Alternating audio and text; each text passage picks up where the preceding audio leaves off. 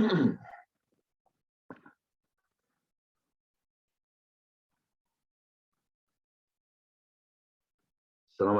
warahmatullahi wabarakatuh. Waalaikumsalam warahmatullahi wabarakatuh. Alhamdulillah kita bisa ketemu sore ini. Acara kita pada hari ini akan berpresentasi saudara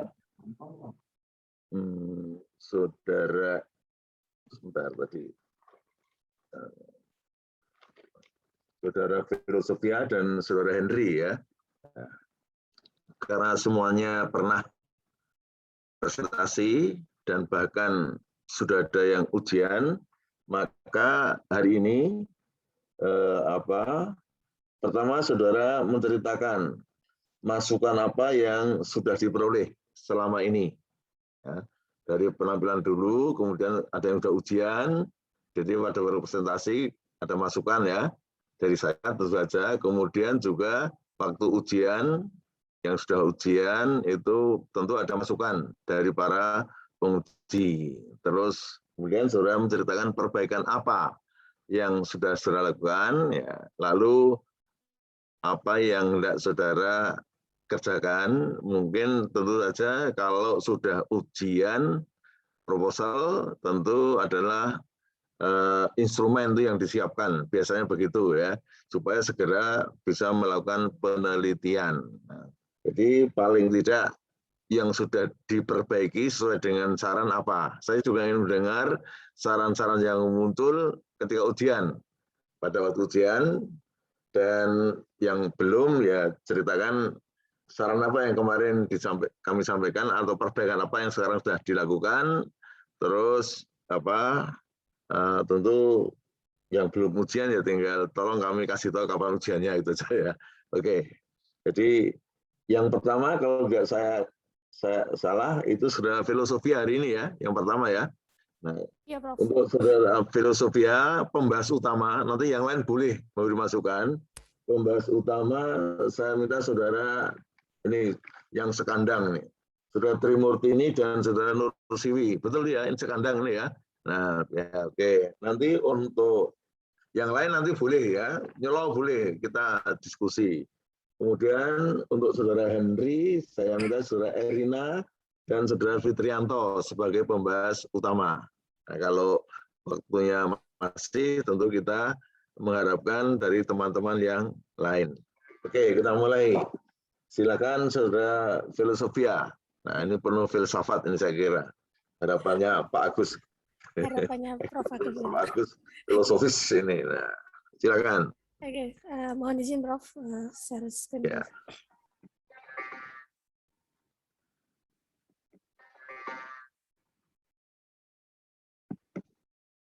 Sudah keluarkah, teman-teman? Ya. Oke. Assalamualaikum warahmatullahi wabarakatuh. Salam.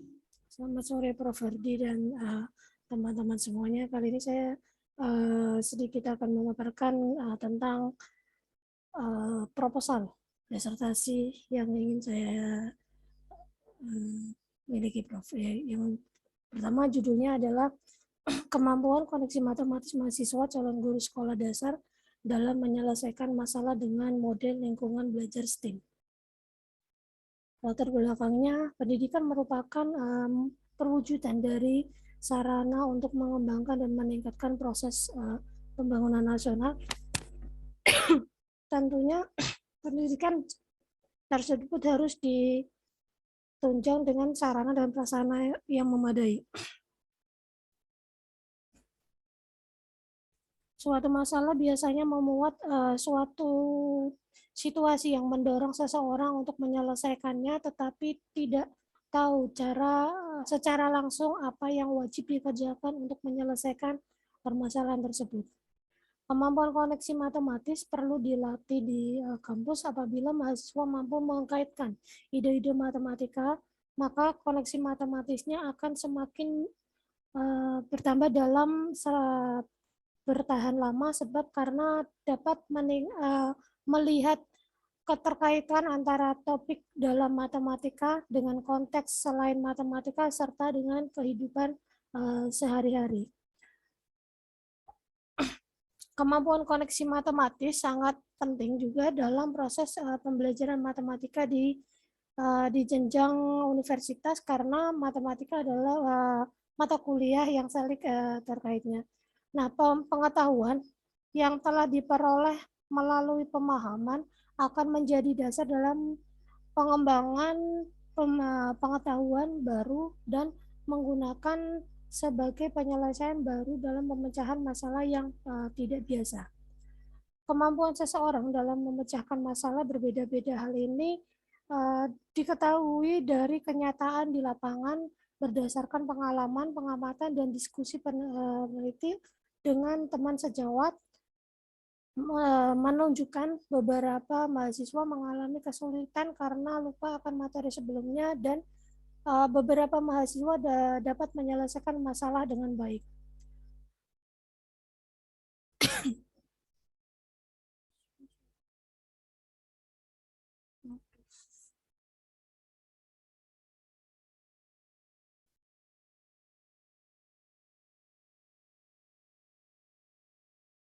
Oke, selanjutnya ada pembelajaran STEM itu bertujuan untuk meningkatkan minat, kreativitas, berpikir kritis, dan komunikasi, serta dalam bidang ilmu sains dan matematika dengan cara yang lebih menarik dan menyenangkan melalui penggunaan teknologi, teknik, dan seni. Penerapan pembelajaran berbasis tim ini dapat berpusat pada aktivitas hands-on, group discussion, dan reality based. Nah, rumusan masalah yang ingin saya teliti yang pertama adalah bagaimana proses koneksi matematis calon guru sekolah dasar dalam menyelesaikan masalah matematika. Yang kedua, bagaimana pengembangan model lingkungan belajar STEAM yang valid, praktis, serta efektif. Tujuan penelitiannya adalah menganalisis proses koneksi matematis mahasiswa calon guru sekolah dasar. Yang kedua, menganalisis pengembangan model lingkungan belajar STEAM bagi mahasiswa calon guru sekolah dasar yang valid, praktis, serta efektif. Manfaat penelitiannya yang pertama, manfaat teoritisnya seperti dijelaskan dalam latar belakang. Hasil penelitiannya itu terkait untuk menunjukkan bahwa banyak dilakukan terhadap kemampuan atau proses koneksi matematis dengan berbagai masalah melalui pembelajaran lingkungan belajar STEAM, tapi masih sangat sedikit meneliti tentang koneksi matematis mode pembelajaran lingkungan belajar STEAM. Yang kedua adalah manfaat praktisnya. Secara praktis dapat diharapkan dapat berguna bagi mahasiswa itu memperoleh pengalaman dalam kemampuan proses koneksi matematis dalam menyelesaikan masalah pada lingkungan belajar STEAM, serta dapat mempelajari pembelajaran yang baru yang belum pernah diketahui mahasiswa. Yang kedua, bagi dosen dapat dijadikan masukan dalam koneksi matematis pengembangan lingkungan belajar STEAM dalam rangka meningkatkan kemampuan koneksi matematis menyelesaikan masalah melalui lingkungan belajar STEAM.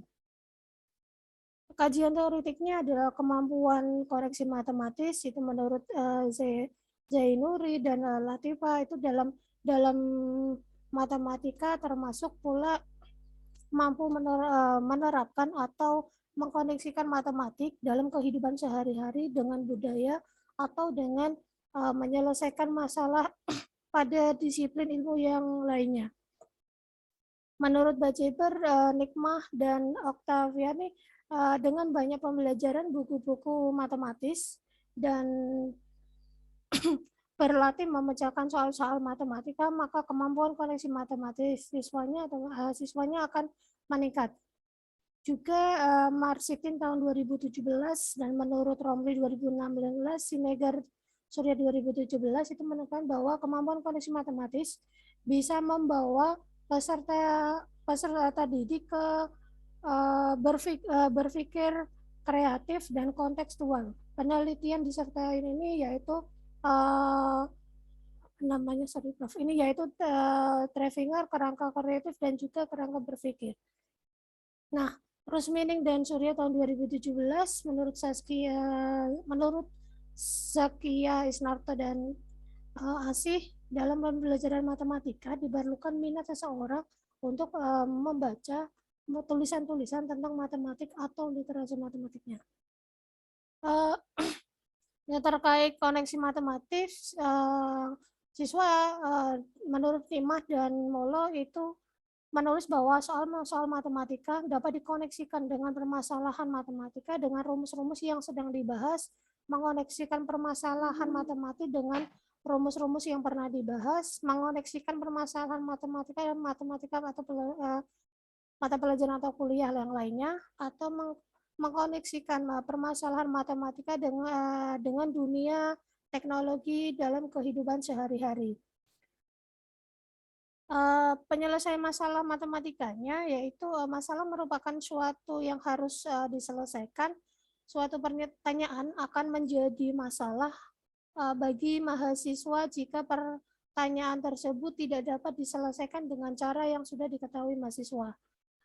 Masalah memiliki keterkaitan yang kuat dengan matematika, yaitu mahasiswa dapat mengembangkan kemampuan berpikir, menyelesaikan masalah, serta memiliki kemampuan intelektual melalui pembelajaran pemecahan masalah.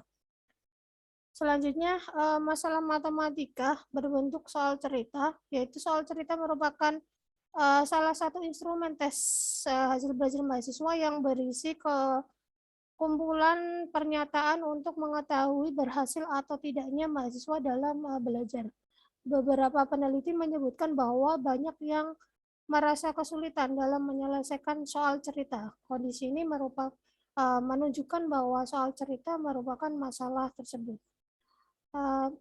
Selanjutnya, deskripsi lingkungan belajar. Dari pengertian lingkungan dalam pencapaian mencapai keberhasilan belajar, lingkungan merupakan salah satu faktor penunjang tempat dan lingkungan belajar yang nyaman, memudahkan mahasiswa untuk berkonsentrasi, mempersiapkan lingkungan yang tepat. Mahasiswa akan mendapat hasil yang lebih baik dan dapat menikmati proses belajar mahasiswa yang dilakukan. Nah, pengertian lingkungan belajarnya itu mahasiswa akan berinteraksi dengan lingkungan pada saat proses belajar. Lingkungan menyediakan rangsangan terhadap individu dan serta individu merupakan respon terhadap lingkungannya. Dalam proses interaksi dapat menjadi perubahan tingkah laku pada individu. Perubahan tingkah laku yang terjadi bisa merupakan perubahan yang positif dan juga negatif. Proses belajar mahasiswa merupakan lingkungan yang nyaman, tenang, jauh dari kebisingan, dan tentunya harus mendukung untuk belajar. Lingkungan yang kondusif diperlukan agar mahasiswa dapat berkonsentrasi dengan baik sehingga dapat menyerap pembelajaran dengan mudah. Nah, lingkungan yang kondusif akan mengganggu proses belajar sehingga mahasiswa akan terhambat dalam penyerapan pembelajarannya. Pengertian STEAM-nya yaitu merupakan pembelajaran integrasikan 5 bidang, yaitu sains, teknologi, industri, art, dan matematik. Nah, pembelajaran bermuatan STEAM ini diharapkan dapat mampu menyesuaikan siswa dengan kebutuhan perkembangan zaman serta berupaya menumbuhkan keterampilan menyelidiki ilmiah dan mampu memecahkan masalah serta membangun siswanya untuk pentingnya lingkungan belajar STEAM. STEAM mampu memberikan makna dalam proses pembelajaran dengan terintegrasi konsep, pengetahuan, dan keterampilan.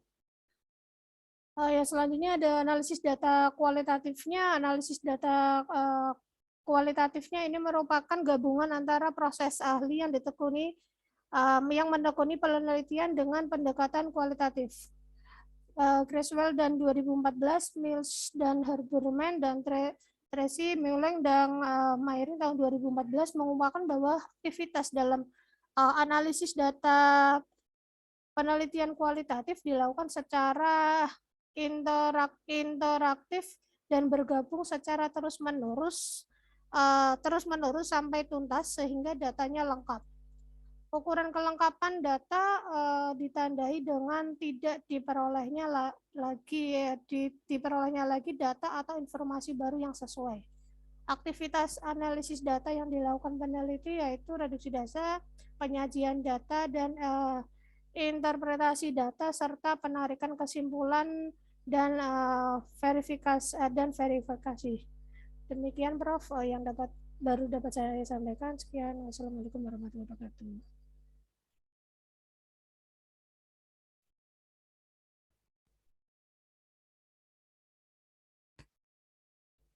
Masih di off kan Prof? Mic-nya Prof. Ya, terima kasih. Saya persilakan Saudara Trimurtini untuk memberikan komentar dan saran atas proposal yang sudah disampaikan oleh Saudara Filosofia. Silakan Mbak Trimurtini. Baik, terima kasih Prof atas kesempatan diberikan. Mohon izin. Oke. Bu Fei, Siap. selamat sudah sampai ke sini ya. Beberapa kali membersamai Bu Fei terkait dengan rancangan proposal disertasi, mulai dari dulu kalau tidak salah memang fokusnya di model gitu ya, sampai ketemu model. Ini model yang terakhir Bu Fei. Ya, Prof Sukes menghendaki begini Bu Tri, jadi saya mengikuti promotor Prof. Oke, baik. Terima kasih. Kalau melihat dari judulnya, yang saya tangkap, mungkin dengan keterbatasan saya yang saya tangkap ada beberapa hal yang menjadi fokus ya Bu, yaitu kemampuan koneksi matematis dalam menyelesaikan masalah matematika, tentunya masalah yang bukan soal biasa seperti yang panjenengan definisikan di teori tadi, kemudian model lingkungan belajar STEAM begitu nggih. Nah, yang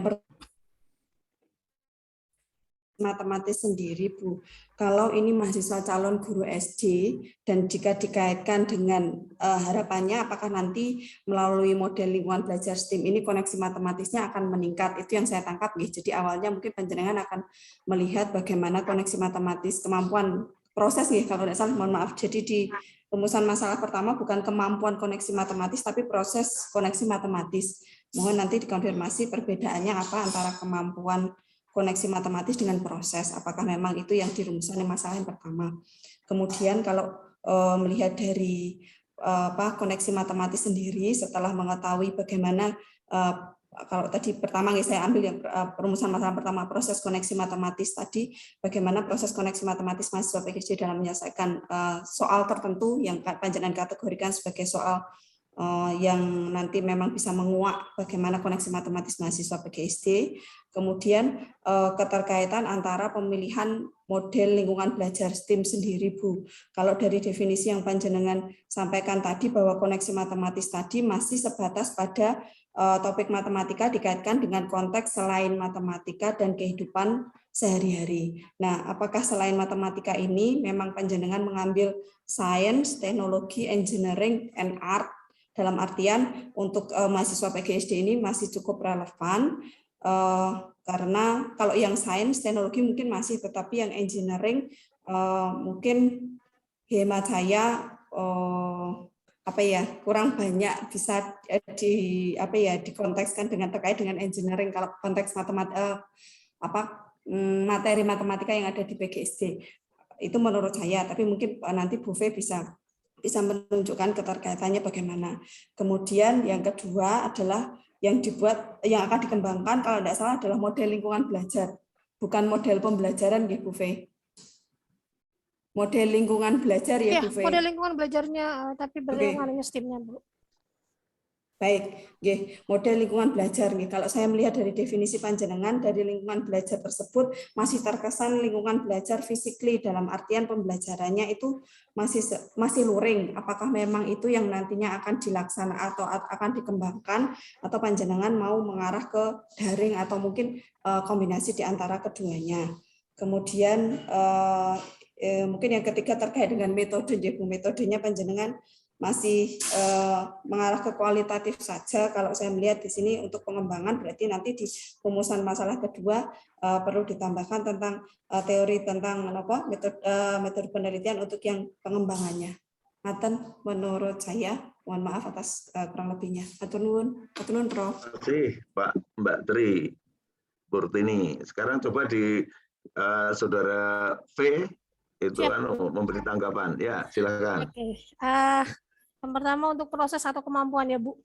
Saya masih ini kemarin memang bimbingan dengan Prof lebih baik ke proses kemampuan koneksi matematis, tapi saya masih mencari bahan untuk yang ketika bilangkan koneksi matematis itu proses. Itu saya masih ini Bu Tri untuk proses koneksi matematis. Yang kedua tadi apa tadi? Lupa sih. Kesesuaian mereka untuk koneksi matematisnya antara STEM-nya untuk yang engineering. Okay. Engineering yeah. di konteks materi matematika di PGSD-nya. Oke, untuk STEM-nya ya Bu tadi ya Bu. Engineering-nya. Mungkin yang hanya di bagian engineering, saya yang di science, teknologi, art mungkin masih ada, tapi yang engineering itu mungkin yang mungkin bayangan buffet itu materi yang mana yang cocok sehingga nanti muncul untuk yang koneksi untuk yang engineering-nya karena STEM-nya akan seperti apa nih. Itu saja.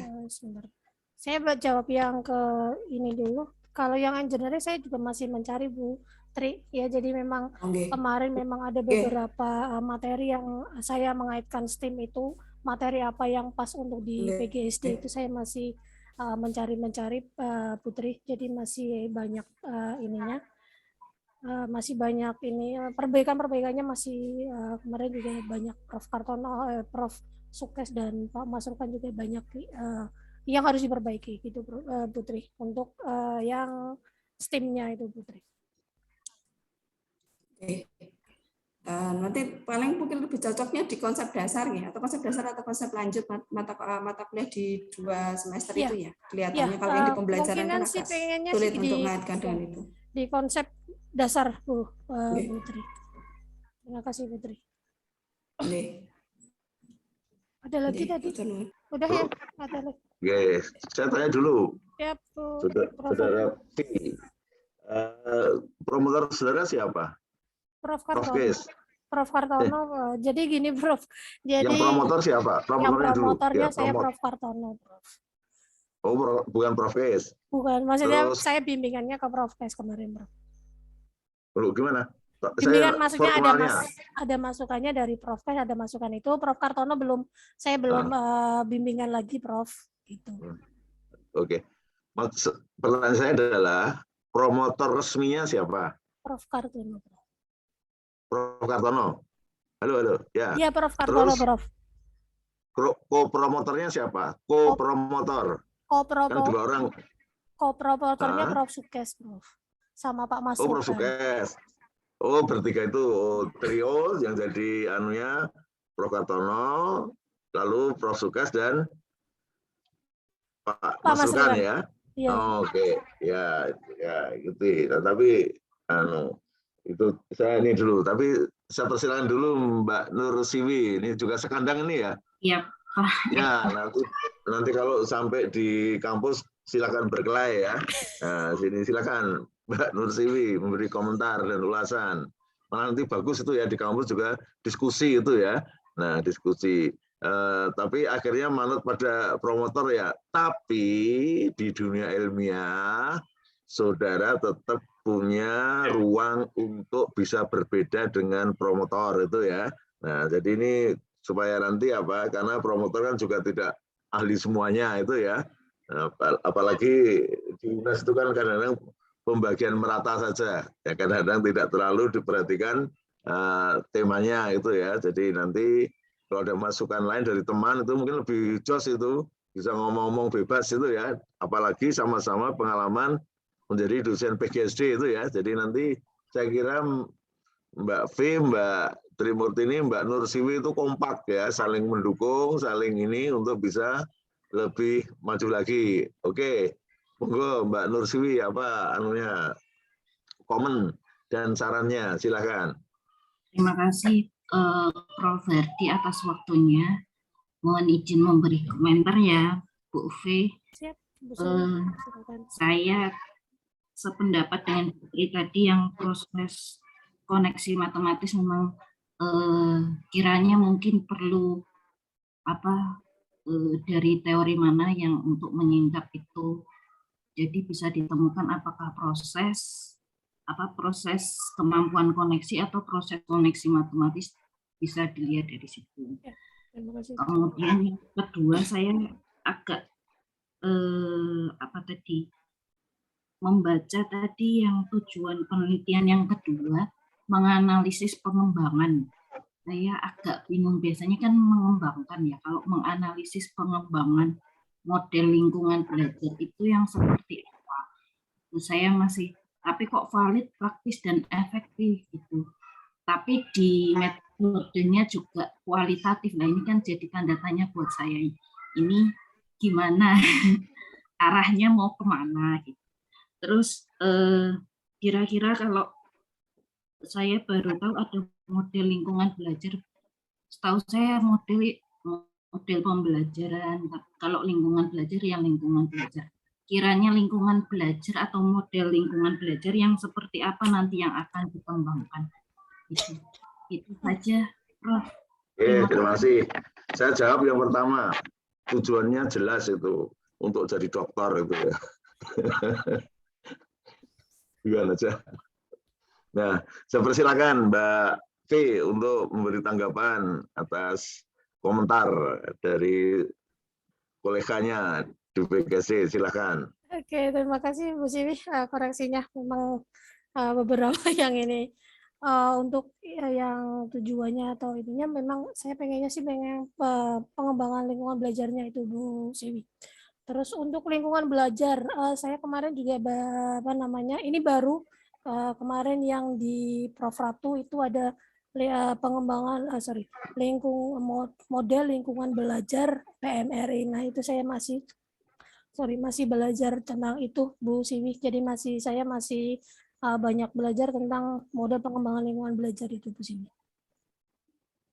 Jadi saya masih ini cukup? Ya gitu aja Prof. Saya masih ini. Silakan Mbak Nur Siwi, masih ada lanjutannya? Sudah. Oh sudah, oke. Sekarang saya beri kesempatan yang lain, barangkali juga ikut menyimak. Tentu yang dua yang harus fokus ya, dua orang tadi. Sekarang barangkali ada komentar, memberi sumbangan, berikan amal jariah pada Mbak V ini. Berikan masukan semuanya nggak apa-apa, Prof? Ya, siapa ingin memberi masukan? Nanti terakhir saya ingin memberi masukan. Ada yang punya ide, gagasan, atau masih fokus pada dirinya masing-masing, ya nggak apa ya. Tapi paling tidak sudah dua orang. Ada yang mau komen? Oke, kalau nggak ada, Saya Prof izin. Siapa? Halo? Arfatin. Siap, Pak Adin. Nah, monggo Mbak Arifatin, bagus. Nah, harus punya gagasan itu. Nanti kan juga ingin mendorong dirinya sendiri itu ya. Begitu menanyakan pada orang lain, itu juga menjadi pemicu pada dirinya sendiri untuk lebih baik. Ya, silakan Mbak Arifatin. Ya, terima kasih Prof. Hardi. Mbak Velo, jadi ini berdasarkan pengalaman kemarin maju proposal ya. Untuk yang pertama itu memang harus ada keterkaitan yang jelas antara judul dengan teori. Jadi khususnya di bab 2.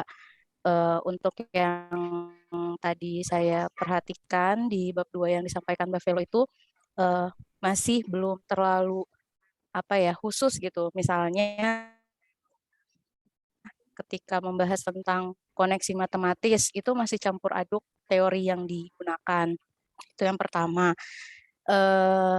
Jadi mungkin saran saya untuk Mbak Velo, jadi pemilihan teori memang harus jelas ketika di kata kunci pada judul-judul itu dipilih dengan baik gitu. Jadi Mbak Velo. Kemudian juga tadi masih ada KBBI yang saya ingat waktu itu pernah disampaikan bahwa tidak boleh menggunakan gitu ya. Maksudnya lebih baik menggunakan sumber yang relevan depan gitu, masih ada KBBI di situ. Kemudian saya belum melihat ada kerangka berpikir, jadi mungkin perlu ditambahkan untuk kedepannya di kerangka berpikirnya pada proposal. Itu aja sih tambahan dari saya. Terima kasih Prof. Hardi.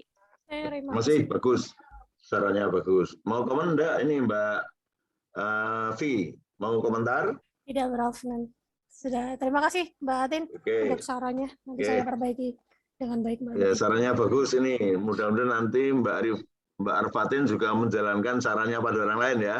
Nah, itu bagus. Jadi ini kesempatan untuk memicu diri sendiri juga. Silakan ada yang ingin beri komentar lagi untuk Mbak Vi ini.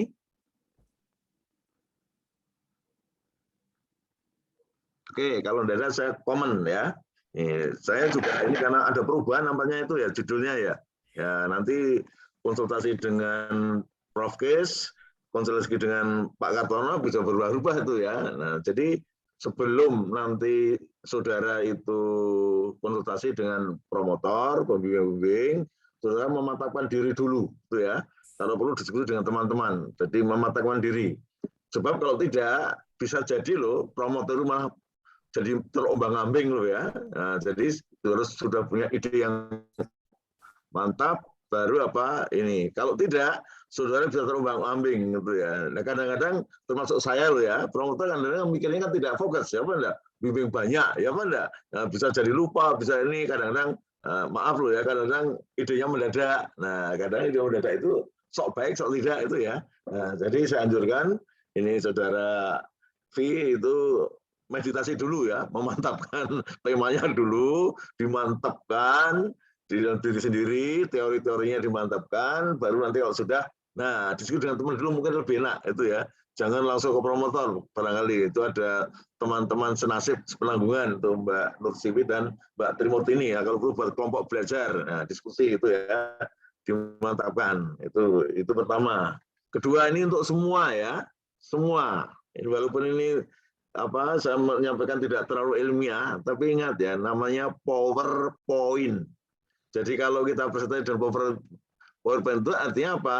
Ada poin-poin yang punya power, itu ya. Nah, jadinya kalau tidak terpaksa itu hanya poin-poin, itu yang ahli loh ya. Saya juga belum ya. Tapi kecuali rumusan masalah, mungkin atau hukum-hukum Al-Quran misalnya, kitab suci, ya itu mungkin kita takut keliru, tetapi pada dasarnya itu ya sejauh mungkin diusahakan isi poin-poin yang punya power, jangan asal poin itu ya. Nah, jangan ini PowerPoint, jadi bukan alinea, power alinea, apalagi power book ya, buku di lebokke kabeh, namanya bukan PowerPoint itu ya. Nah, jadi untuk semua itu ya, agar supaya apa? Kita dibatasi nanti. Apalagi kalau ujian terbuka ya, ujian tertutup, menyampaikan sudah 15 menit belum rampung. Nah, ini kan sudah kalau ujian kejem-kejem itu sudah bisa nggak lulus ya. Zaman dulu biasa loh ya, ujian tertutup itu diulang loh ya. Nah, kalau di sini ya tidak. Itu. Nah, oleh karena itu, jadi semua saja ini ya, PowerPoint itu adalah poin-poin. Ya, poin yang berpower, PowerPoint, bukan power alinea, apalagi power book, sak buku digelibake kabeh diwaca, itu namanya bukan PowerPoint. Mengapa pakai PowerPoint? Karena dalam dunia ilmiah tidak mungkin kayak ustadz ya, hafalan itu ya, tidak mungkin itu ya. Banyak hal-hal yang tidak mungkin. Satu, ada yang kadang lupa ya, kedua kadang itu lupa ya, kadang kalau tidak pakai PowerPoint tidak sistematis ya, ngomongin ngalor ngidul. Nah, itu. Kalau ustadz nggak apa-apa itu, yang penting semua masuk dan lucu itu ya, ilmiah tidak begitu. Jadi ada PowerPoint untuk semua ya. Kemarin juga ada yang PowerBook kemarin ya, bukunya ketok kabeh diwaca dari kalimat per kalimat. Ya, saru itu ya. Nah, boleh tidak boleh, boleh. Cuma saru itu ya. Hukumnya bukan haram, cuma makruh itu ya. Nah, itu. saya tidak akan gampang mengharamkan itu, tapi makruh. Termasuk KBBI dalam dunia, apalagi disertasi ya. Skripsi saja sudah makruh itu ya. Nah, jadi kalau KBBI itu sudah untuk umum itu ya, kita harus spesifik ya. Nah, jadi pendapat oleh ahlinya. Nah, jadi saya lihat tadi masih banyak sekali ya di kajian teori bukan ahlinya itu ya. Para mahasiswa nulis, bahkan pada dosen nulis Profesor X itu bukan ahlinya, saya tahu ya. Maka apa ahlinya itu ya dicari. Dan kalau bisa apa sekali lagi saya ulang-ulang ini ya, sumber primer. Jangan Hardi dalam Suyitno, dalam Henry, dalam ini, dalamnya banyak sekali ya. Wah nanti sak baris cuma dalam. Cari sumber asli gitu ya. Nah itu supaya keren itu ya. Dan memang ahlinya kemarin seperti saya sampaikan gitu ya. Kenapa saya ulang? Di mana-mana sih terulang ya kan enggak? Karena manusia sering lupa itu ya. Nanti saya mengingatkan ya. Jadi tadi sudah ingatkan KBBI tidak haram, cuma saru itu ya. Saru S3 kok KBBI itu ya. Itu sudah saru ya Mbak ya. Jadi tinjauan, apalagi filosofi kan filosofis ya. Jadi kalau mengkaji sesuatu tidak hanya secara etimologis, ya, tapi semantiknya juga itu ya. Nah, jadi sangat, apalagi pakai STEM, ya, dulu STEM cukup sekarang STEM gitu ya, tambahi art itu tambah menyeluruh ya, ya apa enggak? Nah, oke. Kemudian tulisan dibedakan menulis pada latar belakang dan kajian teori, itu beda ya. Kalau latar belakang itu apa? Kita mencoba menjelaskan adanya gap, itu loh ya. Maka kesulitan ini banyak orang sulit, ini padahal harus begini. Jadi menurunkan gap itu di latar belakang. Sebab kalau tidak gap tidak ada masalah, itu ya. Munculnya masalah ada gap antara cita-cita dan capaian, antara harapan dan kenyataan, antara yang seharusnya dengan yang ada, itu ya. Nah, jadi itu latar belakang. Jadi latar yang baik ya, latar belakang yang baik itu memunculkan gap. Nah, penelitian itu tujuannya apa? Memecahkan gap. Supaya tidak ada gap itu diapakan. Jadi dikaji gapnya, lalu dicari cara pemecahannya. Itu ya, ingat itu ya. Jadi jangan sampai asal lulus saja. Wah, ini untuk semua ya. Nah, di kajian teori itu selagi seperti Mbak Arifatin tadi, kata-kata kunci itu didaftar itu ya. Lalu mungkin yang berkaitan itu dijelaskan secara teoritis. Mungkin teorinya banyak. Saudara harus memilih, ya memilih salah satu teori, ya. Memilih salah satu teori atau menggabungkan teori tergantung, itu ya. Tapi mesti ada teori dan sekali lagi ya, ini tidak bosan-bosan oleh ahlinya dari sumber yang relevan, itu ya. Syukur mutakhir dan dituangkan dalam sumber yang terpercaya, itu ya. Nah itu penting itu ya. Jadi kedua tadi jangan lupa usahakan sumber primer, itu keren ya, enggak? Nah, nanti dalam pustaka misalnya Polya itu jelas bukunya Polya, How to Solve It. Nah, saya punya kok ya, jangan Polya menurut Hardi, menurut Henry, dalam Lasia, dalam Fitrianto, dalam kedalaman itu nanti ya. Nah itu ingat ya, cari Polya, bukunya sudah gampang ya. Sekarang itu buku sudah mudah itu ya, ada yang free itu tuh. Apalagi kalau kita termasuk dalam lingkungan universitas itu ada yang mudah itu ya. Nah itu bisa pameri ya. Dulu saya bisa nulis bukunya banyak itu karena misalnya di Amerika 3 bulan, itu kami bisa 4 bulan mengakses secara bebas semua buku, itu ya. Nah itu bisa. Tapi kalau sudah pulang sudah tidak bisa itu ya.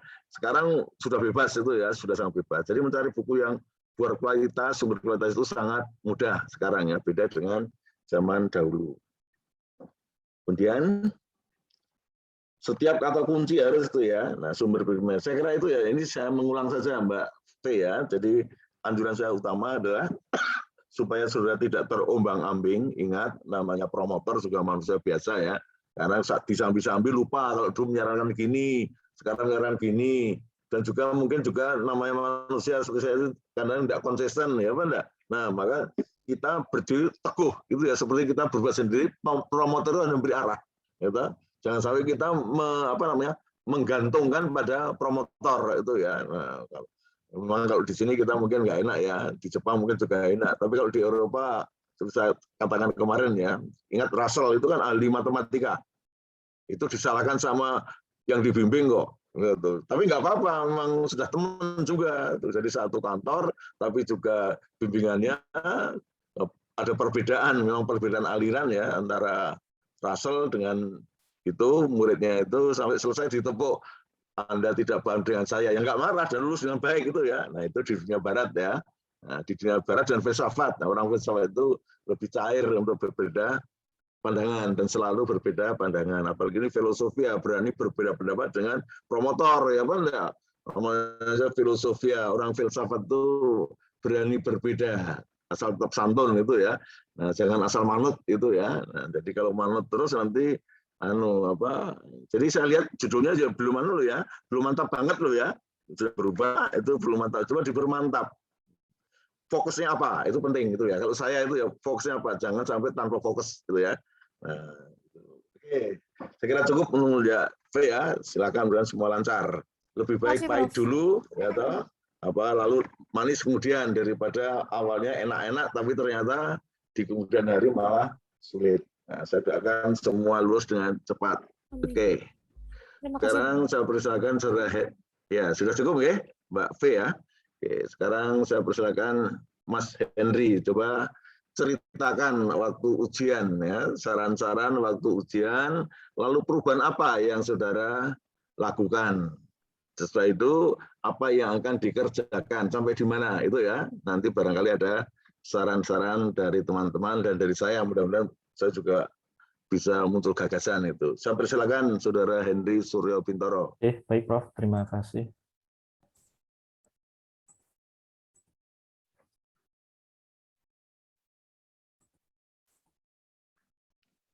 Terima kasih. Assalamualaikum warahmatullahi wabarakatuh. Selamat sore Bapak Ibu semua. Yang saya hormati Prof. Hardi dan Bapak Ibu semua. Ini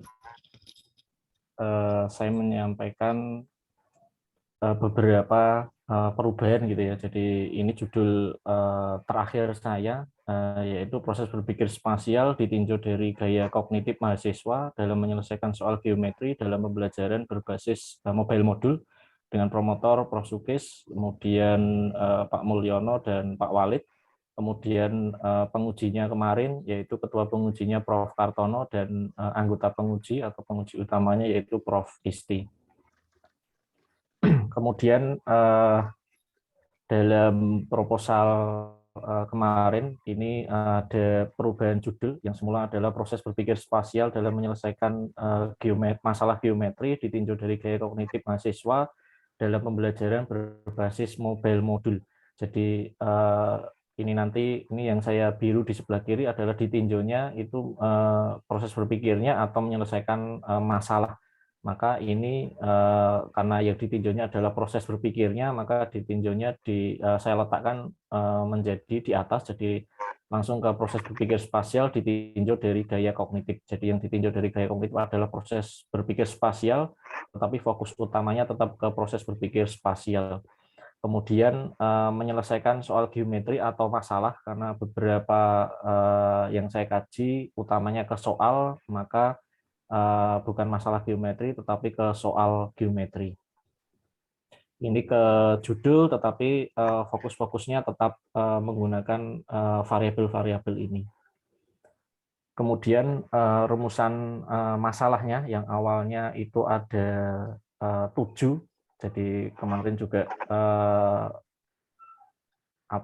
masukannya itu beririsan dengan Prof. Hardi, jadi artinya ambil yang utama-utama gitu ya, artinya yang tambahan-tambahan itu tidak ditampilkan, jadi artinya itu sebagai tambahan. Yang pertama kaitannya dengan instrumennya, karena instrumennya itu alat, itu sebaiknya tidak. Kemudian 2 dan 3 ini fokus utamanya, jadi proses berpikir ditinjau dari gaya kognitif. Yang pertama field independent, dan yang ketiga ini adalah field dependent yang ditelusuri menggunakan kerangka kerja teori APOS. Kemudian nomor 4 kalau bunyinya bagaimana sintaks, karena ini tidak mengembangkan model, jadi artinya hanya sebagai tambahan pembelajaran, maka yang 4 ini juga tidak digunakan. Kemudian 5, 6, 7 ini ke kuantitatifnya, jadi 1, 2, 3, 4 ini ke kuali, kemudian 5, 6, 7 ini ke kuantinya. Kemudian 567 ini dijadikan satu karena ingin menguji keefektifannya, ini ke apa namanya, mencapai KKM-nya atau kriterianya. Kemudian yang ke-6 ini adalah ada peningkatan atau tidak. Kemudian yang ke-7 ini ada pengaruh yang lebih baik atau tidak. Maka rumusannya menjadi nomor 3 ini. Jadi nomor 3 ini adalah rumusan dari 567 ini. Jadi bagaimana keefektifan model. Nah, ini ada muncul case method pada pembelajaran blended learning berbasis mobile modul dalam menyelesaikan soal geometri. Nanti penjelasannya ada setelahnya. Kemudian 1-2 ini adalah nomor 2 dan 3. Nah, kemudian revisi-revisi utama atau masukan utama dari para penguji, terutama ketua penguji dan anggota penguji 1, yaitu yang pertama itu tambahkan referensi. Jadi untuk bab 1-nya ke tadi rumusannya, kemudian ke gap analisisnya itu diperkuat lagi dengan referensi-referensi. Kemudian untuk bab 2-nya itu tambahnya ke media pembelajaran, karena saya ada mobile modul, itu sebaiknya diawali dengan referensi kaitannya dengan media pembelajaran. Kemudian di dalamnya nanti baru masuk ke mobile modulnya.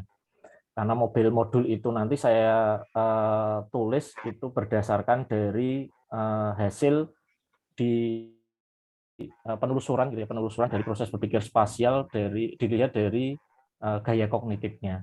Kemudian pembelajarannya sebenarnya utamanya ke apa namanya, mobile modulnya. Jadi model modul itu untuk membantu gitu ya, untuk membantu ke proses berpikir spasial. Tetapi dalam pembelajarannya pasti kan membutuhkan suatu model atau metode.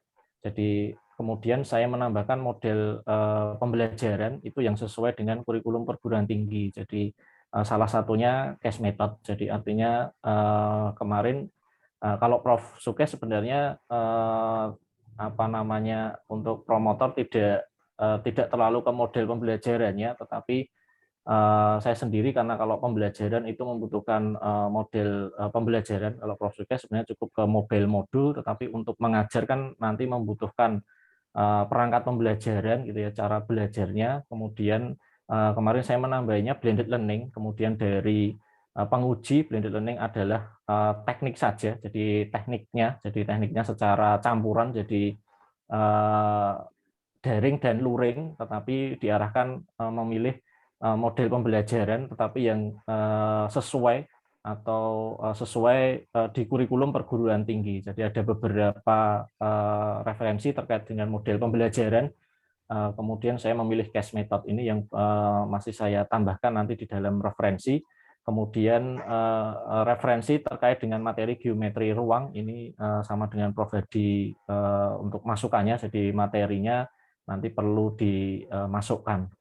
Kemudian untuk APOS-nya sendiri nanti apa namanya, membuat indikator kinerja berdasarkan teori APOS dalam membuat instrumennya. Jadi instrumen nanti yang dibuat karena saya penelusurannya menggunakan teori APOS, jadi reaksi, proses, objek sampai skema, maka untuk setiap instrumen yang dibuat itu seharusnya nanti ada indikator kinerjanya. Kemudian ini beberapa masukan atau revisi terkait dengan proposal. Kemudian saya mencoba membuat instrumen.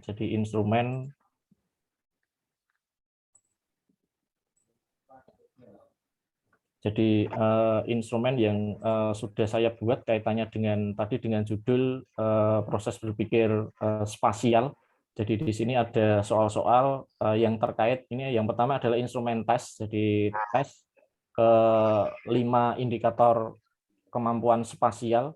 Jadi ada 5, mulai dari spatial perception, ini adalah definisinya, jadi kemampuan mengamati suatu bangun ruang atau bagian-bagian bangun ruang yang diletakkan posisi horizontal atau vertikal. Kemudian indikatornya ini dapat menyatakan bentuk atau ukuran yang sebenarnya dari suatu tampilan dimensi 3 yang berdasarkan perspektif tertentu. Jadi ini nanti kaitannya dengan kedudukan titik, garis, dan bidang. Jadi nanti dikhususkan ke jarak. Kemudian ini ada spasial visualisasi atau visualisasi keruangan. Jadi ini kemampuan untuk membayangkan atau memberikan gambaran tentang suatu bentuk bangun ruang yang bagiannya bagaimana terdapat perubahan atau perpindahan. Nanti indikatornya dapat menyatakan kondisi atau bentuk yang sebenarnya dari suatu perubahan susunan atau objek tertentu. Kemudian ini ada rotasi pikiran, jadi indikatornya dapat menyatakan bentuk atau posisi suatu bangun ruang sebagai akibat dari rotasi atau perputaran. Kemudian dari relasi keruangan, ini dapat menyatakan hubungan unsur-unsur dalam dimensi 3. Kemudian nanti ada orientasi keruangan, yaitu dapat menyatakan bentuk suatu objek jika dilihat dari berbagai perspektif atau situasi tertentu. Kemudian dari kisi-kisi itu ini soal-soalnya, jadi soal-soal kaitannya dengan geometri ruang, khususnya di materi kedudukan titik, garis, dan bidang.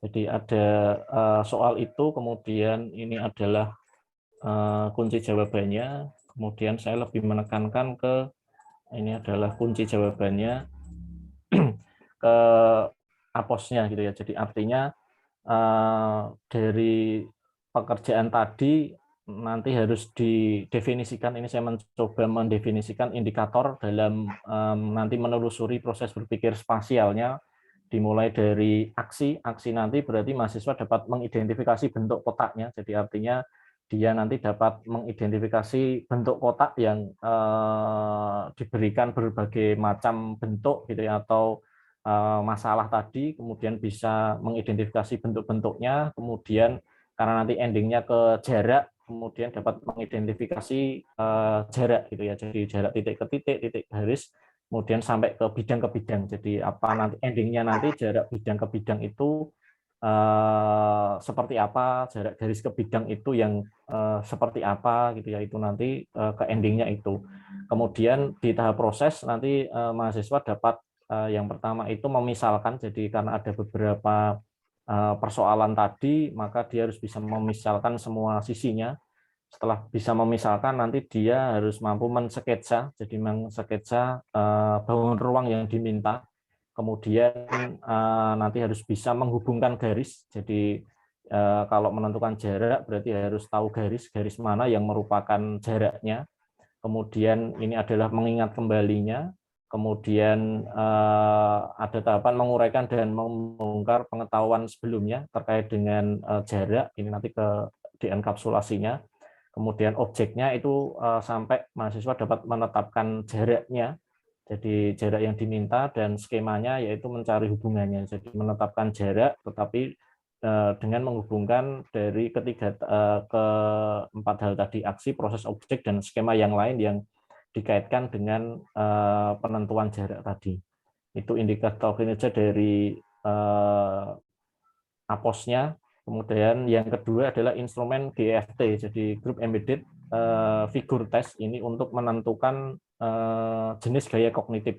Jadi jenis-jenis gaya kognitif ditentukan dengan instrumen ini, jadi instrumen GEFT dengan soal-soal berupa bangun gitu ya. Jadi artinya ini misalkan ada gambar sederhana, ini adalah X, kemudian ada gambar seperti ini, nanti X itu kalau digambarkan dalam bentuk bangun ini, nanti X itu yang mana gitu ya. Jadi kemudian ini ada contohnya, ada kuncinya adalah yang dipertebal ini adalah X-nya.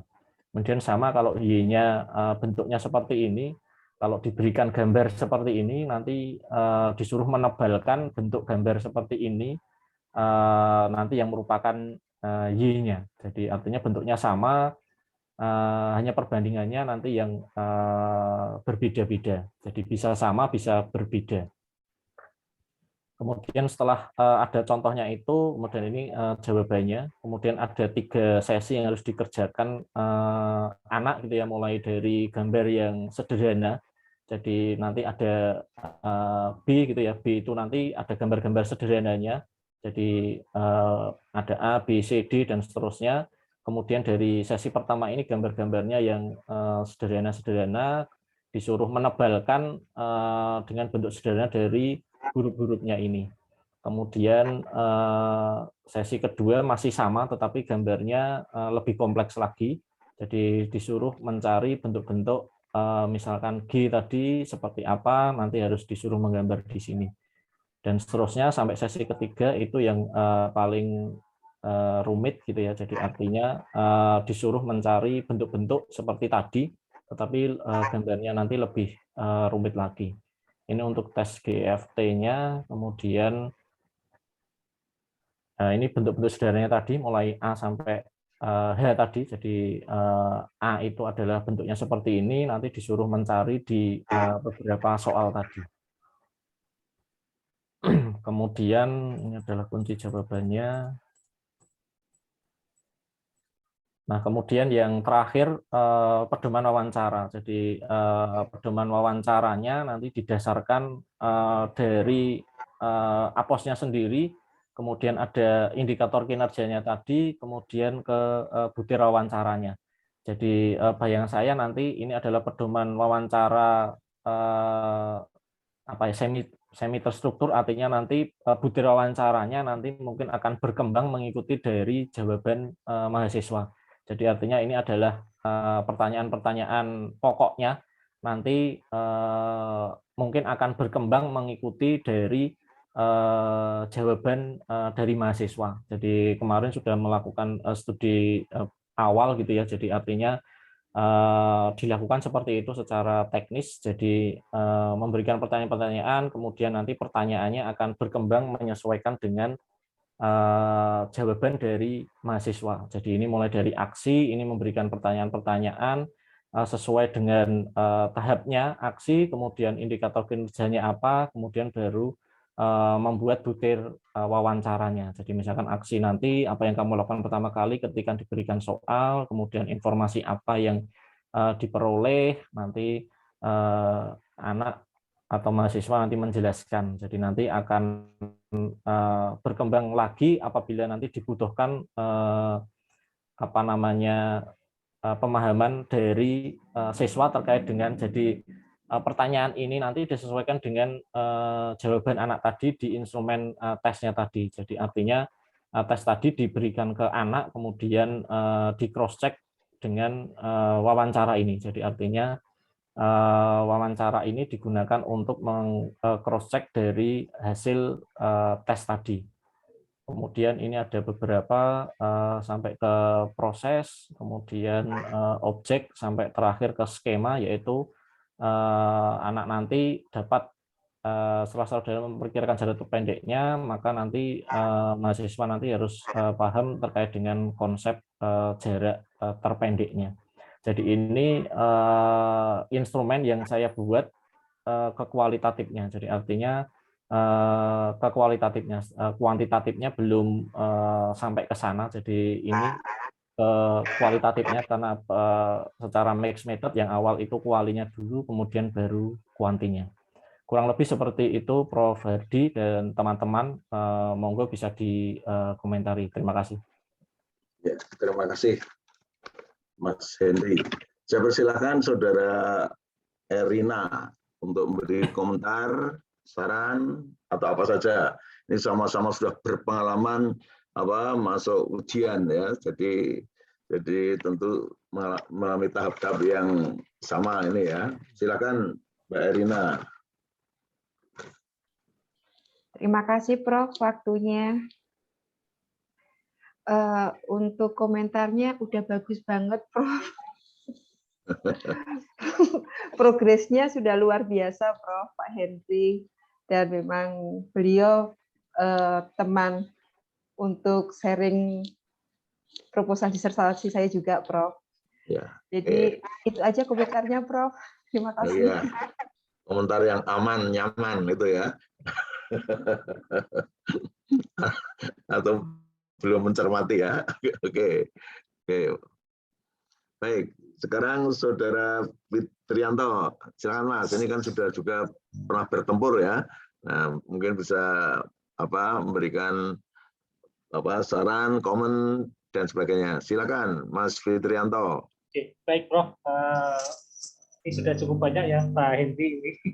Jadi sebelumnya izin juga ini menyampaikan bahwa tadi berdasarkan pengalaman kemarin pas seminar juga tadi ada beberapa masukan dari penguji kemarin di seminar. Intinya bahwa semua kita harus memperkuat kajian-kajian teori yang ada di dalam judul, kemudian memfokuskan mana yang nanti kita akan ambil untuk sebagai teori untuk sebagai dasar untuk dikembangkan di dalam pembuatan instrumen. Itu yang pertama. Kemudian yang kedua terkait tentang komentar tadi di dalam rumusan masalah saya melihat ada bagaimana penelusuran proses berpikir kalau nggak salah nih Pak Hendy ya. Apakah tidak cukup mungkin hanya proses bagaimana proses berpikir gitu, tanpa menyebutkan penelusuran, karena secara tidak langsung ketika kita melakukan bagaimana proses berpikir, otomatis kan kita akan menelusuri proses itu. Gitu. Jadi apakah mungkin perlu ditambahkan kata-kata penelusuran ataukah tidak? Itu yang pertama. Kemudian yang kedua, di rumusan masalah yang ketiga tadi saya melihat ada pembelajaran blended learning berbasis modul modul gitu ya. Tetapi di dalam apakah ketika di dalam rumusan masalah itu muncul, apakah nanti di dalam judul itu tidak harus muncul? Itu yang menjadi masih dalam pemikiran saya gitu, Prof. Jadi tadi kan di dalam judul kan tidak memunculkan blended learning gitu ya, tetapi di dalam rumusan masalah yang ketiga memunculkan kata-kata blended learning. Kemudian ada juga tadi saya melihat ada case method. Gitu. Kemudian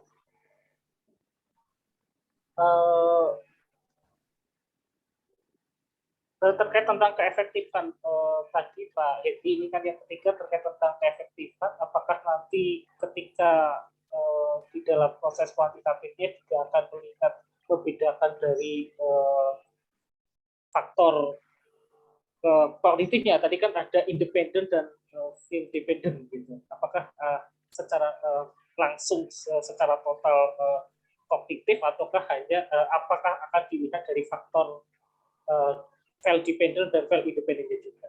Itu saja Prof. Di komentar dari intinya sudah cukup banyak banget Prof. Ini ikut menyemangati untuk ikut berproses Prof. Oke, terima kasih Prof. Nah, terima kasih Mas Fitrianto. Monggo tanggapannya Mas Hendry.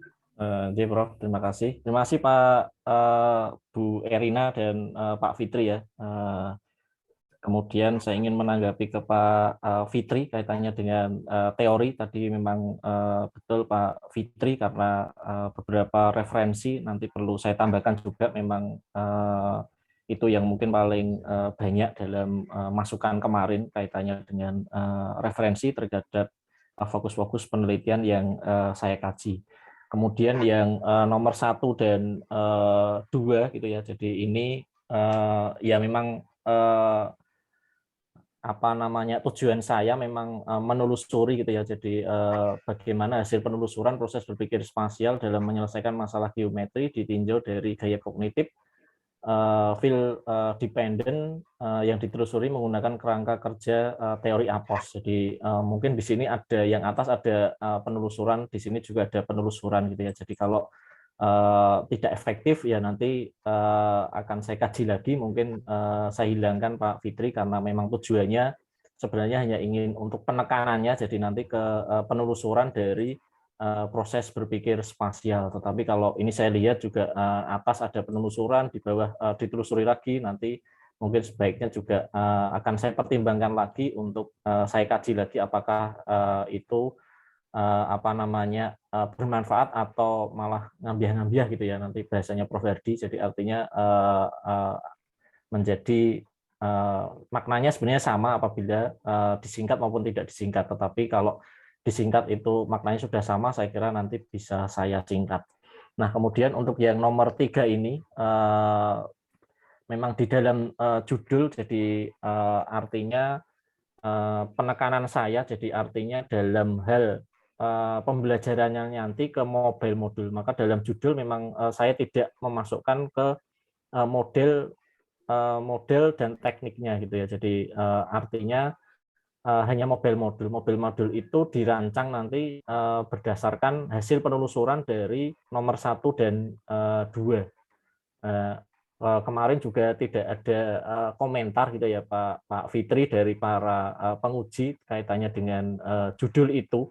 Jadi artinya bayangan saya memang itu hanya sebagai tambahan dalam kuantitatifnya, di mana yang utama sebenarnya ke kualinya, kemudian untuk ke pembelajarannya itu karena blended learning itu saya pilih karena ini pembelajarannya masih pandemi, jadi ada kalau di kampus saya itu masih ke blended learning, jadi pembelajarannya di kampus dan secara online, jadi makanya saya memilih teknik ya, jadi artinya blended learning ke teknik pembelajarannya. Jadi kemudian case method itu ke model pembelajaran yang disarankan dalam kurikulum perguruan tinggi. Jadi artinya itu memang model yang sudah ada untuk pembelajaran. Jadi nanti ya di RPS yang kita buat nanti berbasisnya kan ada case method, ada PJBL gitu ya, ada beberapa model-model pembelajaran yang disarankan dalam perguruan tinggi. Jadi artinya tidak di sekolah karena saya pembelajarannya di perguruan tinggi, maka disarankan untuk mencari model pembelajaran yang ada di perguruan tinggi. Nah, kemarin dalam ujian salah satunya disarankan menggunakan model case method. Tetapi memang di dalam judul tidak tertulis secara eksplisit dengan model itu. Tetapi karena saya nanti utamanya ke mobile modulnya itu. Jadi pengembangan modul karena ini blended learning kan harus ada pembelajaran di rumah atau online, maka dibutuhkan kemandirian modul itu, tetapi dikemas dalam bentuk mobile atau dikemas dalam bentuk aplikasi. Jadi nanti bisa lewat HP modul itu, kemudian bisa di Fitri, ada yang perlu ditanyakan lagi atau kurang puas dengan? Silakan. Cukup, Prof. Cukup. Oke. Prof. Promotor pasti muncul modul. Karena beliau itu UT. Nah, itu ada pengalaman yang dialami ya. Jadi saya lihat kalau yang bimbing Prof Kes itu dulu itu yaitu selera saja lah. Kalau saya memang ini nomor 23 itu sudah cukup sebenarnya. Itulah inti. Kalau tidak nanti ngobrol-ngobrol itu. Tapi sementara belum saya komentar sementara dulu. Nanti komentar saya kalau masih ada teman yang ingin memberi komentar, silakan. Terutama yang sudah ujian biar tukar menukar pengalaman karena mungkin beda penguji, beda promotor. Silakan yang lain. Yang belum ujian ya nggak apa-apa lah. Kalau ada. Sambil mengingatkan diri sendiri kok, seperti Mbak Arifatin tadi ya. Nah, supaya saya mau nanya, Prof. Siapa ini? Mbak Trimur ini. Arfatin. Arfatin. Ya, nih pokoknya dia akan mengkritik diri sendiri. Arfatin. Ya. Iya benar. Pak Henry, ini karena belum terlalu paham ya, mau tanya yang di instrumen. Jadi kan tadi di instrumen Pak Henry itu ada kemampuan spasial dan ada yang berdasarkan teori APOS. Ada dua jenis indikator gitu. Kalau yang saya lihat tadi ya di pemaparan Pak Henry. Nah, pertanyaan saya itu kan di masing-masing di kemampuan spasial itu tadi ada jenis-jenisnya, kemudian indikator tersendiri untuk masing-masing jenis. Begitu juga di yang teori APOS-nya. Nah, apakah itu ada saling keterkaitan antara yang berpikir spasial, misalnya saat komponen yang di nomor 1 gitu. Kemudian di APOS-nya itu juga ada keterkaitan indikator di aksinya, misalnya di kemampuan spasialnya seperti itu. Apakah kemudian bagaimana nanti Pak Henry itu menarik kesimpulan dari kedua jenis instrumen tersebut gitu. Maksud saya paham kan Pak Henry ya sih juga. Ya, silakan. Mas Henry. Terima kasih Prof. Hadi. Terima kasih Bu Arfatin. Jadi artinya yang sudah saya lakukan kemarin ya terkait dengan untuk awalan saya terkait dengan penelitian disertasi ini. Jadi soal saya yang soalnya itu paket soal ini sebenarnya nanti saling terkait Bu. Jadi artinya nanti ada satu hal gitu ya, kemudian nanti soal itu akan mengalir sampai menemukan endingnya, jadi jaraknya. Jadi anak nanti akan dibawa mulai dari dia mengidentifikasi bentuk bangun ruangnya, kemudian indikator-indikator tadi juga mulai dari mengamati ya, jadi artinya nanti indikatornya juga saling terkait dari indikator kemampuan spasial itu, kemudian dari indikator-indikator tadi itu dibuat indikator kinerja dari teori APOS tadi. Jadi artinya APOS-nya tadi itu kita membuat indikator kinerja berdasarkan struktur mental dari APOS tadi. Jadi mulai aksi, jadi aksi tadi definisinya apa. Jadi saat melakukan aksi itu, kalau kita dalam menyelesaikan soal tadi, nanti seharusnya anak mampu seperti apa gitu ya, mahasiswa dapat apa gitu ya dalam tahap aksi tadi. Jadi kemudian proses sama, jadi saat tahap proses itu dalam paket soal tadi itu mahasiswa dapat apa gitu ya. Jadi kalau aksi tadi ya berarti dapat mengidentifikasi gitu ya Bu. Kemudian kalau proses ya mulai dari awal sampai membongkar kembali gitu ya, karena di dalam aksi di dalam struktur mental nanti di dalamnya nanti ada mekanisme mental lagi. Jadi untuk di tahap aksi nanti ada interiorisasi, jadi artinya interiorisasi nanti juga mengidentifikasi apa, kemudian dalam proses nanti juga ada tahapan mekanisme mentalnya gitu ya, mulai dari ada enkapsulasi, dienkapsulasi, kemudian sampai ke objek gitu ya, jadi objek nanti sampai ke skemanya, jadi ada beberapa mekanisme mental lagi, dan di situ tidak saya tulis, jadi nanti jadi itu akan saya rinci lagi menggunakan mekanisme mentalnya itu Bu. Jadi artinya kemarin kalau dalam artikel yang sudah saya buat kemarin itu sudah saya rinci juga sampai ke mekanisme mentalnya. Jadi artinya sampai menemukan skemanya tadi. Jadi skema dari proses berpikirnya.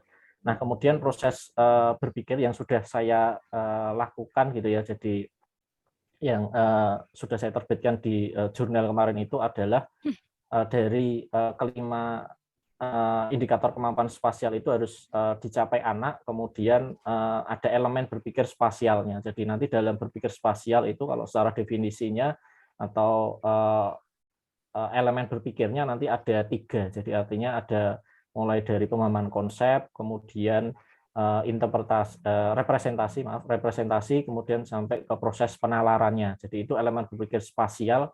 Kalau dalam temuan teori saya mengharapkan ada itu, kemudian saya pengembangannya di representasinya. Jadi nanti ada representasi secara eksternal dan internalnya. Jadi kalau representasi eksternal itu berarti dia menggambar secara detail, kalau internal dia tidak menggambar tetapi bisa melakukan, jadi artinya bisa menentukan jaraknya tadi, karena yang diminta kaitannya dengan jarak, jadi artinya kalau internal itu saya telusuri dari hasilnya anak, kemudian diwawancarai, jadi artinya apakah jawaban ini benar ini karena dia itu hanya benar-benar tidak sesuai dengan atau memang dia memang benar-benar bisa.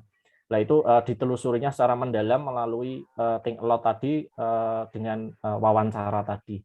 Jadi saya intinya penemuannya sebenarnya inginnya ke ada kelima indikator proses berpikir spasial itu dicapai dengan ketiga elemen berpikir spasial, tetapi nanti dalam pengembangannya ke representasinya nanti bisa ke representasi eksternal dan representasi internal.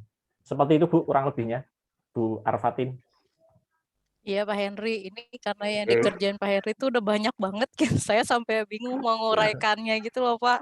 Karena yang kayak misalnya mungkin yang seperti Pak Fitri tadi bilang kan mungkin cukup menjelaskan yang berpikir spasial saja karena itu sudah berarti sudah artinya ditelusuri gitu. Terus tapi kan Pak Henry juga menelusuri yang mental tadi kan, yang apos tadi gitu. Jadi itu menurut saya luar biasa banget gitu pekerjaan Pak Henry. Jadi paling gitu aja sih Pak. Mungkin banyak belajar dari Pak Henry sih intinya. Begitu aja Prof. Hardy, terima kasih. Ya. Oke, terima kasih Mbak Arfatin. Bagus komentarnya. Mungkin masih ada satu lagi mahasiswa yang ingin berkomentar kalau ada sebelum saya tutup. Oke, kalau begitu saya komentar dulu. Sekali lagi Mas Henry dan semuanya, komentar saya tidak harus diikuti loh ya, supaya tidak menyulitkan. Satu, menurut hemat saya, ya, dalam apa yang dilakukan ini, itu hemat saya antara APOS dengan pembelajaran mobile modul itu justru yang rohnya ada di APOS itu. Sebagian roh dari pelajaran APOS, bukan modelnya itu ya, bukan pembelajarannya hemat saya. Karena pada waktu, kalau saya tidak salah tangkap ya, pada waktu menyusun instrumen itu menggunakan APOS, ya mana? Kalau tidak salah betul itu ya, kisi-kisi menggunakan APOS. Model itu hanya kendaraan saja, ya mana? Tapi roh dari penelitian ini justru pada APOS. Di antara APOS, gaya kognitif dan mobil modul atau pembelajaran itu lebih dekat APOS, berpikir sosial dengan APOS daripada dengan gaya kognitif, daripada dengan ini. Jadi kalau saya, itu saya petakan ya, ada 4 individu, berpikir spasial, lalu gaya kognitif, APOS, mobil, itu yang pacar itu APOS itu ya. Yang gaya kognitif itu teman dekat bisa jalan, tapi tidak dekat banget. Nah, berbasis mobil belajar itu adalah penggembira saja. Pas awal pertama traktir pacar itu ngajak teman dekat dan juga orang lain ya Pak enggak. Nah, lama-lama tinggal teman dekat, teman sekosnya, pacar, lama-lama tinggal berdua, ya Pak enggak, jajan bareng. Pengalaman saya begitu loh ya. Jadi awalnya jajan-jajan, semua orang tidak jajan, ya Pak enggak. Konco, kabeh, kenalan, ayo makan ditraktir semua. Lalu berikutnya itu piknik, yang dekat yang teman sekos dari pacar saja. Nah akhirnya suatu saat tinggal berdua gitu ya. Nah kalau saya ibaratkan seperti itu, nah, APOS itu lebih dekat dari gaya kognitif. Dan gaya kognitif lebih dekat dari mobil modul itu hanya kendaraannya aja kok. Kendaraan itu bisa ganti-ganti ya Pak enggak? Nah, tetapi APOS-nya itu hampir tidak bisa diganti. Karena apa? Yang paling dekat untuk menjelaskan berpikir spasial itu salah satu teori adalah APOS. Nah, jadi justru APOS itu yang lebih penting. Itu Mas Henry jangan risau dengan omongan saya loh ya. Itu ya, itu. Ya, jadi nanti supaya kita kalau dalam penelitian itu supaya tidak nanti malah saudara berdarah-darah membuat modul itu bisa berdarah-darah itu ya Pak. Sudah satu pekerjaan yang luar biasa itu. Tapi sekali lagi saya tidak itu. Jadi kalau ini pun silakan jalan itu ya. Yang penting kan restu ya Pak. Restu itu ada penting loh ya. Nah, restu pembimbing itu amat sangat penting. Itu komentar saya. Ya. Tidak harus dirubah itu ya. Cuma saya berpikir secara penalaran saya begitu, tapi penalaran saya juga belum tentu sama dengan penalaran orang lain. Saya lihat tadi apa? Pada waktu musuh instrumen itu menggunakan apa? Indikator di APOS, betul kan? Nah, itu yang calon istri itu si APOS, bukan si mobil model, bukan itu ya itu. Kalau lihat prosesnya ya kalau saya baca hati saudara itu ya, setelah buat instrumen itu kan sasarannya si Apos ya, Apos menjadi ya itu hanya ngomongan saja lah gitu ya, karena nanti masing-masing orang beda itu ya. Oke. Kedua, saya setuju dengan usulnya Mas Fitrianto tadi. Jadi kata apa tadi, hasil penelusuran enggak usah ya, apa enggak usah itu ya, enggak usah itu ya. Jadi hasil penelusuran itu dihilangkan saja lah, menurut saya tuh ya. Jadi bagaimana proses berpikir itu memang betul, saudara bisa mengatakan proses berpikir itu dari apa? Hasil penelusuran, menelusuri lalu ada hasilnya, itulah proses berpikir itu ya. Nah, jadi saya setuju tadi dengan itu. Kemudian ya blended learning itu memang apa itu, kalau teknis itu tidak begitu penting ya. Kita tataran disertasi kalau bisa menyusun model itu ya, bukan teknik, bukan metode, kalau bisa model itu ya.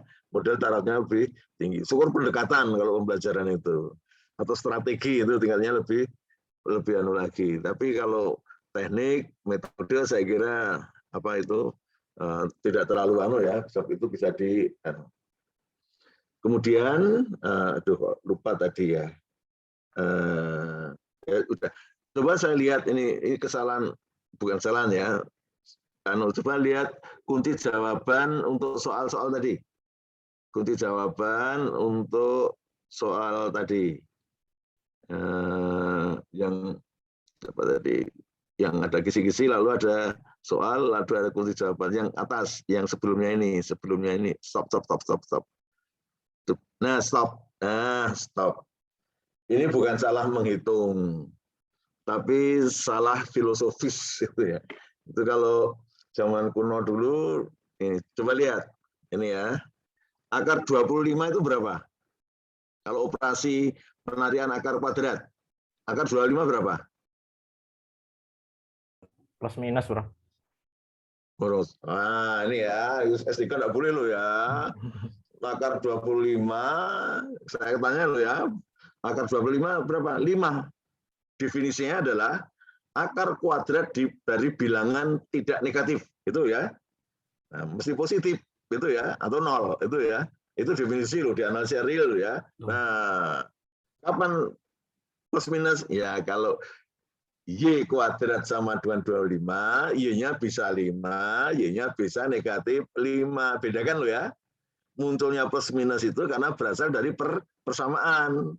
Tapi kalau kita bukan dari persamaan, dari akar kuadrat suatu bilangan, definisinya jelas. Gitu. Nah, akar kuadrat dari A kuadrat sama dengan harga mutlak A. Nah, itu penting loh ya. Awas S3 jangan sampai keliru itu ya. Nah, itu ya. Nah, tapi kalau Y kuadrat sama dengan A kuadrat, A bilangan real, maka Y-nya bisa A, bisa negatif A. Nah, ini penting, itu satu. Ya.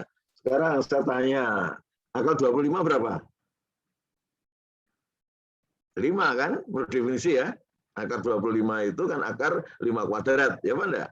Nah, 5 itu ya. Walaupun akar juga sama dengan akar kuadrat dari negatif 5 kuadrat, tapi jawabannya apa? Harga mutlak A, ya Pak enggak? Ya, jadi A itu negatif positif tetap itu. Jadi 5. Tapi bukan 5 meter, ya Pak enggak? Ini yang bikin kacau. Akar 25 ya 5.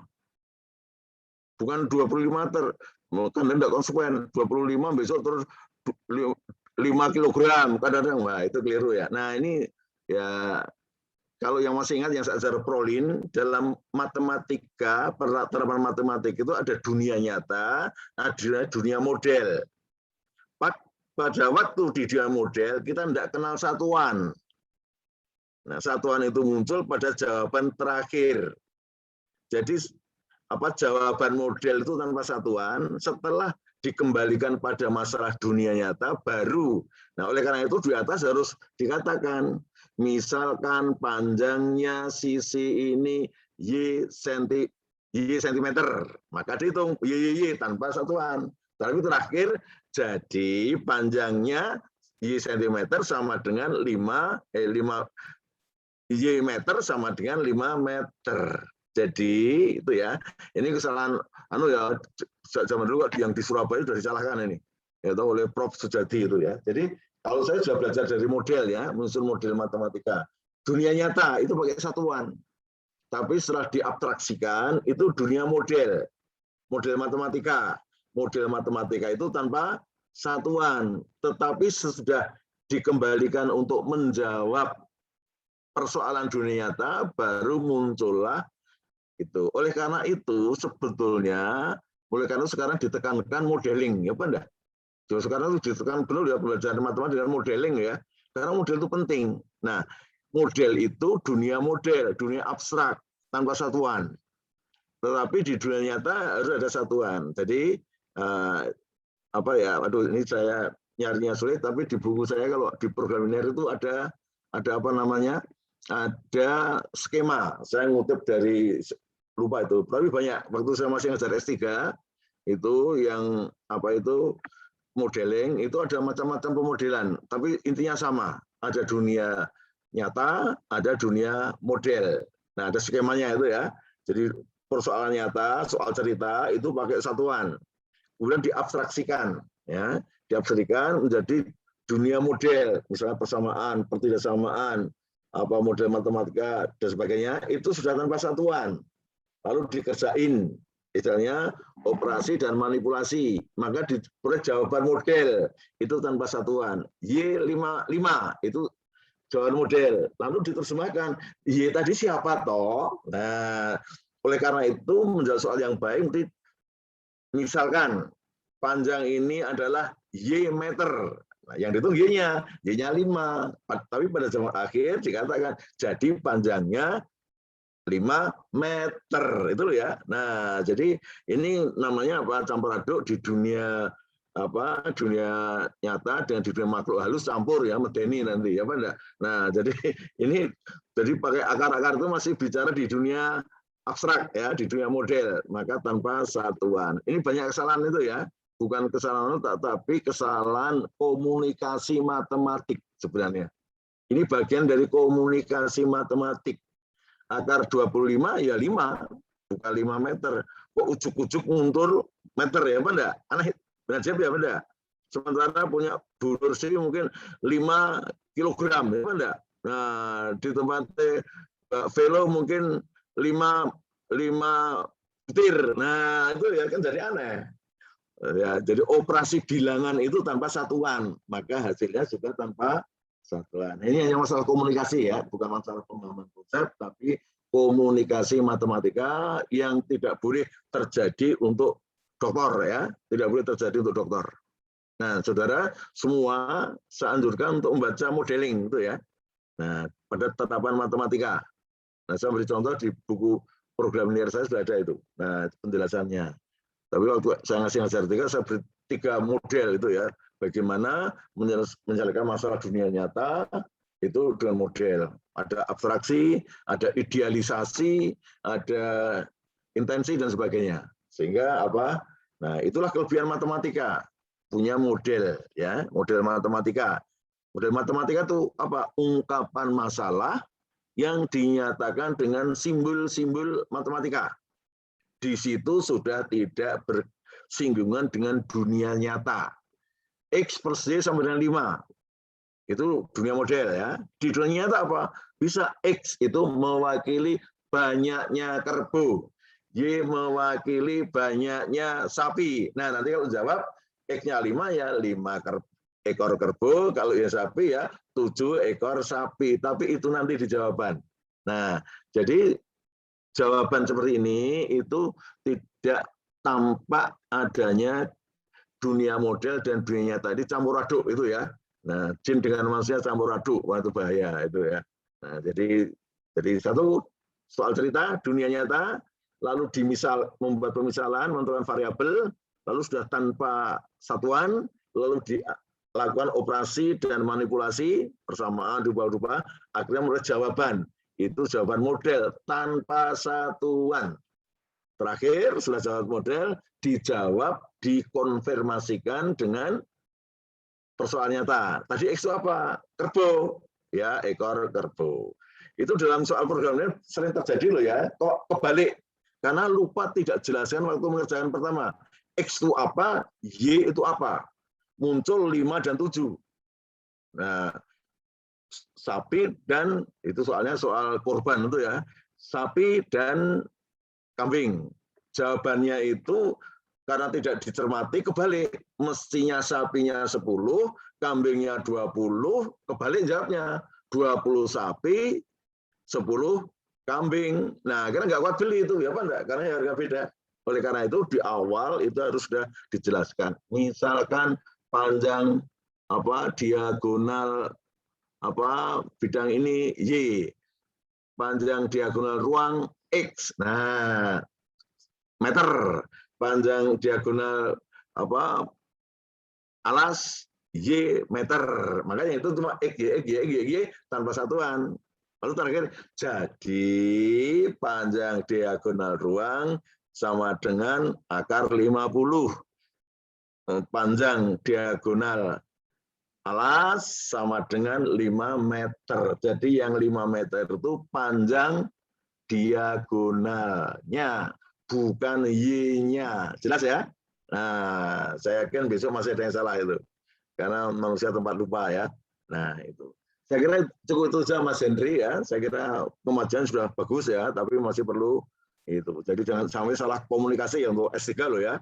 Nah, itu komunikasi matematik, bukan pemahamannya, tapi orang paham, tapi menyampaikannya kadang keliru. Bisa keliru itu membawa bencana, bisa juga tidak. Nah, ya toh, bisa membawa bencana tidak. Ya, jadi kesalahan komunikasi bisa membawa bencana, bisa juga tidak. Nah, padahal sekarang sudah ada komunikasi. Komunikasi adalah satu skill yang harus dikuasai oleh non kognitif skill, itu ada. Termasuk juga dibutuhkan dalam manusia yang hidup di abad 21 itu ya, punya komunikasi skill, dan ada juga komunikasi matematika itu ya.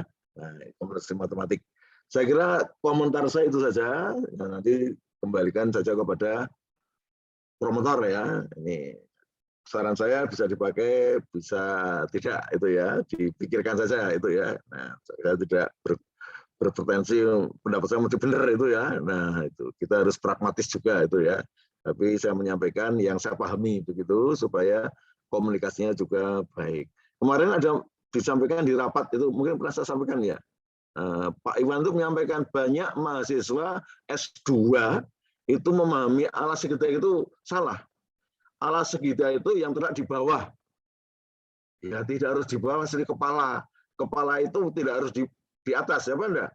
Kalau baru sujud di bawah, kalau baru koprol, wah bisa di macam-macam. Nanti kepala tidak harus di atas, ya Pak enggak? Alas juga begitu. Kalau segitiga tergantung konteksnya, ya Pak enggak? Nah, jadi semua bisa di alas gitu ya.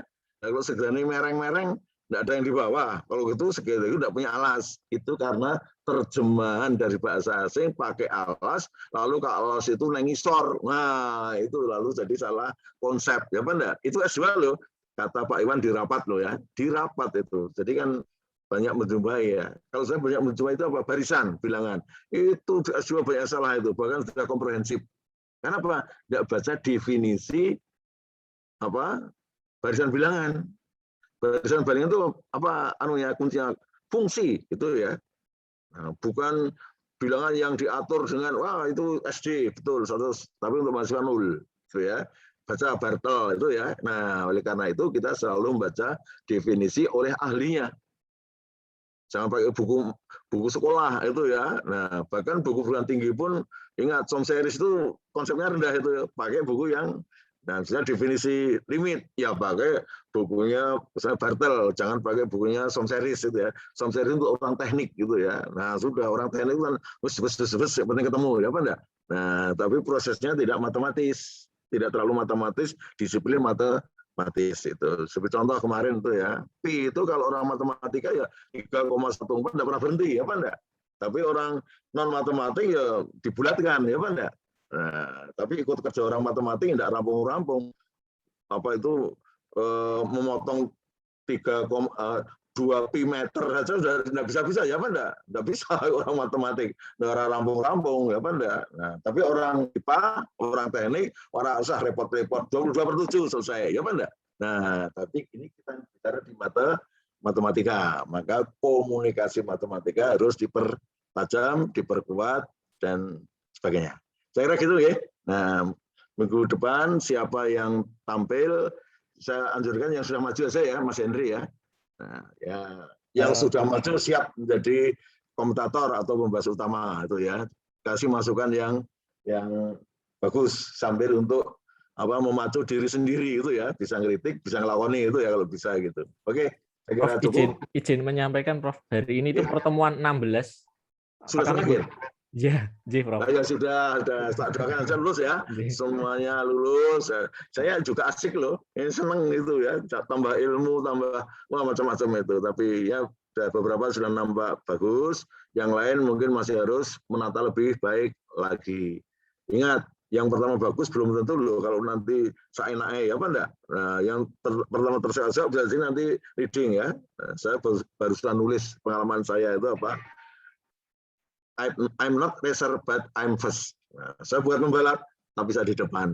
Nah, itu bisa juga loh ya. Nah, silakan syukur yang pembalap juga juara paling depan ya apa enggak? Nah, itu ideal ya toh.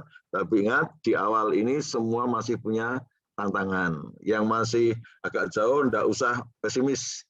Yang sudah di depan jangan terlalu optimis itu ya. Karena semua masih banyak variabel. Oleh karena itu berusahalah sebaik-baiknya, tapi juga berdoa.